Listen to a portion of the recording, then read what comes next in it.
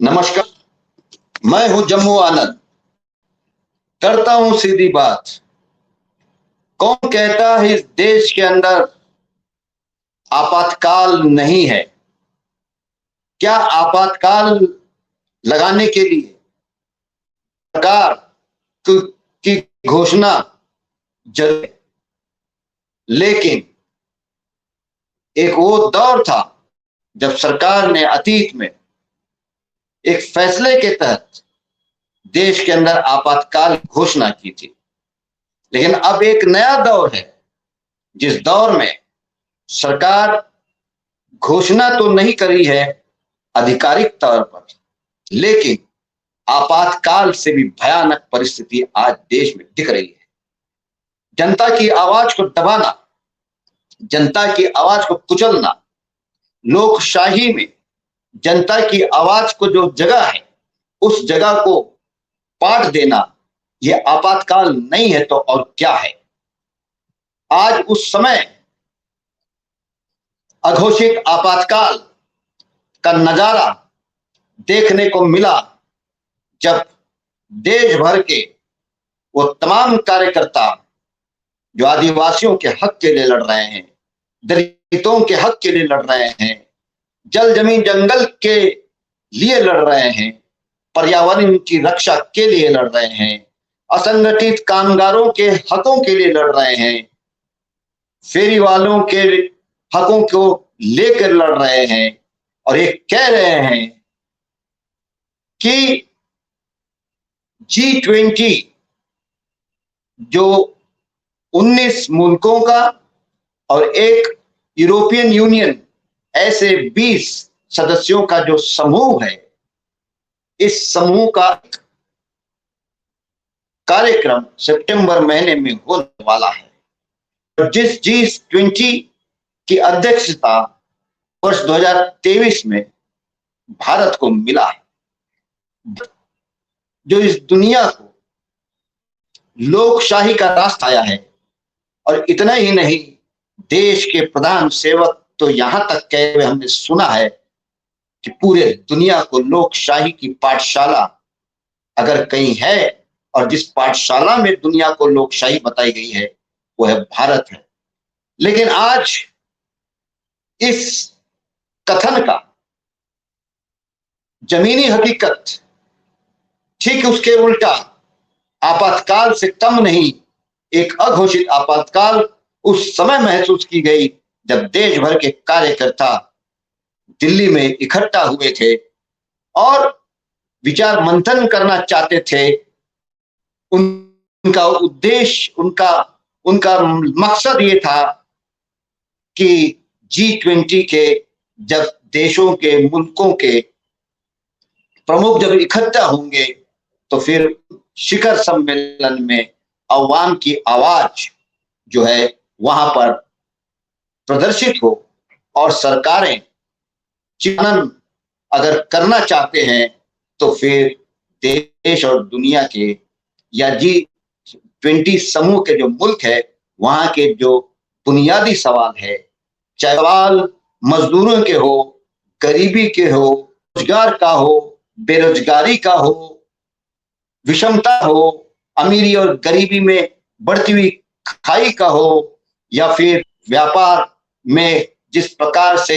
विकसित देश आयात बढ़ता चला जा रहा है, इन तमाम मुल्कों की जो क्रय शक्ति या उसकी जो करेंसी है वो किस तरीके से गिरते चले जा रही है, इन तमाम बातों की चर्चा होनी चाहिए। इस बात को लेकर टेक्नोलॉजी का आदान प्रदान आम इंसान, अवाम के बेहतरी के लिए होना चाहिए। इन तमाम बातों की चर्चा हो, इसलिए देश के तमाम कार्यकर्ता आज जब इकट्ठा हुए थे हरकिशन सिंह सुरजीत सभागृह में, तो अचानक सारे लोग हक्का बक्का हो गए कि एक हॉल के अंदर के कार्यक्रम में लोगों की आवाज को कुचलने के लिए, लोगों की आवाज को दबाने के लिए और लोकशाही में भारतीय संविधान ने जो मौलिक अधिकार दिया है विचारों का आदान प्रदान करने का, सोचने का, बोलने का, अभिव्यक्ति की जो स्वतंत्रता है उस पर जिस प्रकार से हमला किया गया, पूरे बिल्डिंग को घेरा गया दिल्ली की पुलिस के द्वारा, और हरकिशन सिंह सुरजीत जो बिल्डिंग है उसके गेट को बंद कर दिया गया, और जो कार्यकर्ता इकट्ठा होकर अपनी बातचीत विचारों का आदान प्रदान करना चाहते थे उस पर खलल डाली गई। लेकिन सच्ची लोकशाही तो वही है कि जब कार्यकर्ताओं का समूह तानाशाह के इस आवाज को दबाने कुचलने की प्रवृत्ति के खिलाफ जब लोगों ने लगाना शुरू किए, और जिस तबके का नेतृत्व नेशनल हॉकर्स फेडरेशन के general secretary comrade Shaktiman Ghosh और national federation of Indian women के राष्ट्रीय जनरल सेक्रेटरी एनी राजा ने मोर्चा संभालते हुए उसका प्रतिकार किया, और जबरदस्त तरीके से कार्यकर्ताओं ने पुलिस की तानाशाही, मोदी के तानाशाही के खिलाफ मोर्चे बंदी की, और लड़ाई जब चरम सीमा में पहुंची तब तानाशाही प्रशासन को थोड़ी सी अकल भी आने लगी कि ये वो समूह नहीं है कि पुलिस के डंडे और पुलिस के गन और पुलिस की वर्दी दिखाकर जिनको शांत कर दिया जा सकता है। लोग काल इतना पीसफुली शांतिपूर्ण उपाय में हम लोग का मीटिंग किया है। आज सवेर से ही हम लोग का ये शांतिपूर्ण मीटिंग को डिस्टर्ब करने के लिए पुलिस जिस तरीका से सवेर से हरास कर रहे, किसी को अंदर आने नहीं दे रहे, ये कहाँ का गणतंत्र है। इसीलिए हम लोग जो चर्चा कर रहे, हिंदुस्तान को कॉन्स्टिट्यूशन में हमें जो अधिकार दिया है तमाम कॉन्स्टिट्यूशन को खत्म करने चाह रहे, गणतांत्रिक अधिकार को खत्म करने चाह रहे। हम लोग का मीटिंग चलेगा, हम लोग का आवाज पीपल्स वॉइस वो G20 में होना चाहिए। सिर्फ कि ये जो इकट्ठा हुए हैं देश के अलग अलग राज्यों से, ये लोग अपनी जान दे देंगे, लेकिन लोकशाही में अपने बोलने की आजादी को के साथ वो समझौता नहीं करेंगे। तो शाम होते होते फिर पुलिस को समझ में आया कि ये बात बनने वाली नहीं है, तो फिर अपने कदम वापस करते हुए चल दिए, और कार्यकर्ताओं ने जबरदस्त नारेबाजी लगाई, और कार्यकर्ताओं को संबोधित करते हुए कॉमरेड शक्तिमान घोष ने इसको स्पष्ट रूप से रेखांकित किया कि 2014 के बाद से तरीके से देश के अंदर मोदी शासन के चलते उन तमाम गरीब मेहनतकश तबके के आंदोलन की आवाज को दबाने का, उस पर जुल्म करने का जो एक पूरा सिलसिला चला है, उसके खिलाफ के संघर्ष को उन्होंने रेखांकित किया, और उन्होंने ऐलान किया कि जब जब जुल्मी जुल्म करेगा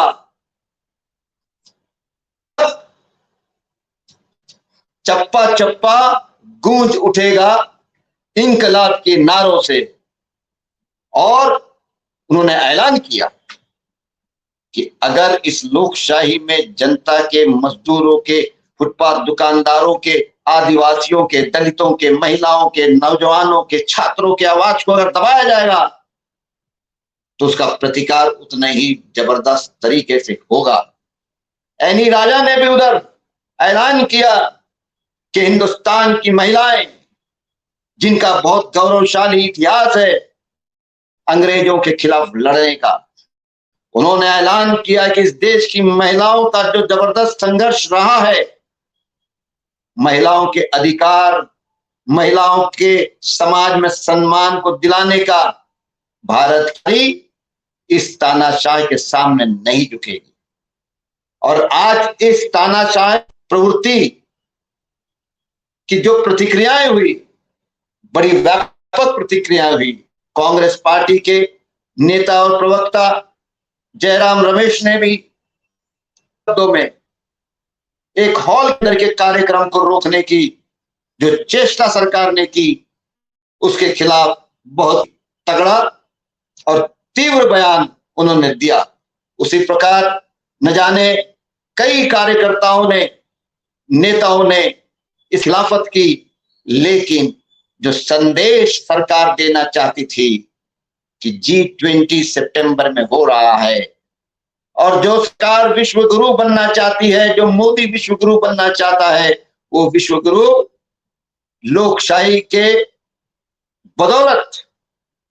शासन में आने के बावजूद